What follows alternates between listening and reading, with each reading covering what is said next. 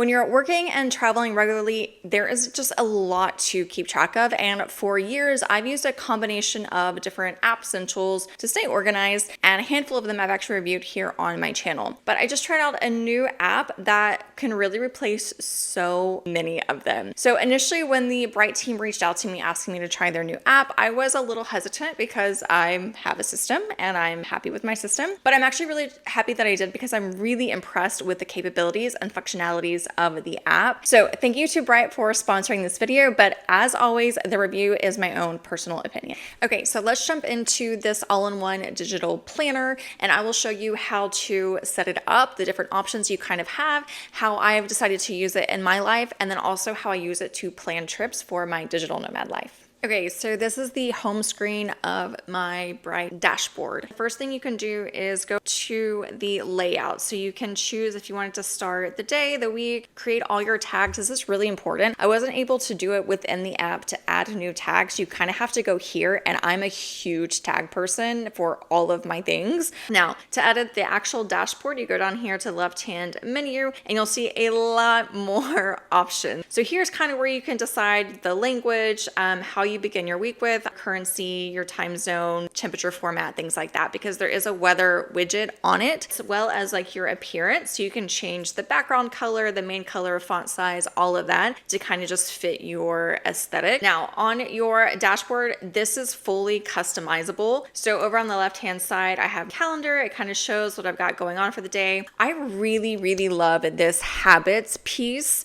Tracking your habits can be super beneficial for productivity. If you go to add, you can see they have a list of options already for you, like really common habits that people do. And if you just click on one of them, say drink water, yes, go ahead and save that. It'll add it directly to my habits list. Now, if you want to create something different, say I don't really need a warm up, you can just go in here and say morning meditation or something. When you've done it that day, boop, you just check it and you get a little confetti for doing a really good job. Then over here on the right hand side, if you click the edit button, you can see all the different widgets that they have. I currently only have Pomodoro, goals, and countdown up because that was all I really wanted to see. I don't want to be too overwhelmed by my dashboard. See that there is weather, there is sounds if you want to play like little background sounds that are kind of like help you focus.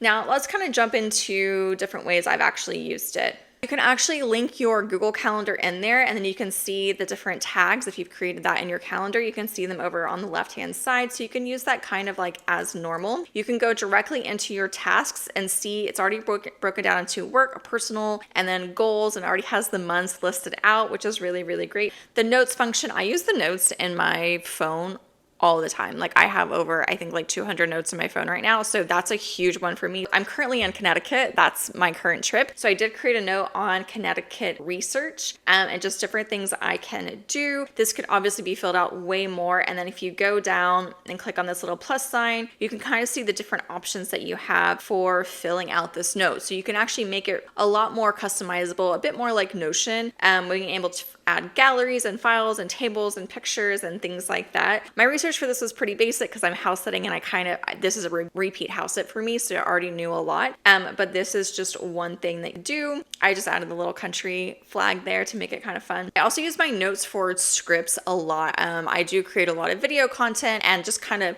either writing down what I want to say or talking points or anything like that. Now, the next thing is you can actually create projects. So I currently have 3 projects in here, and they really act as more of my content calendars. I typically use Google Sheets for this, but you can actually do it right here in your projects. These are just different places where you can actually go in and dive in a little bit deeper. What I showed you earlier was just the dashboard. You can see a snippet of what's going on, but you can really dive in the app, which is really great. They do have an expenses tab. Meditation is really, really great. There's some options in here. Okay, so let's talk about the countdown really fast because I do see this as a really good way to track trips that that you have coming up. As a nomad, I'm usually on the go at least every month. I'm in a new city, if not a new country, and there's just a lot of information that needs to go into that.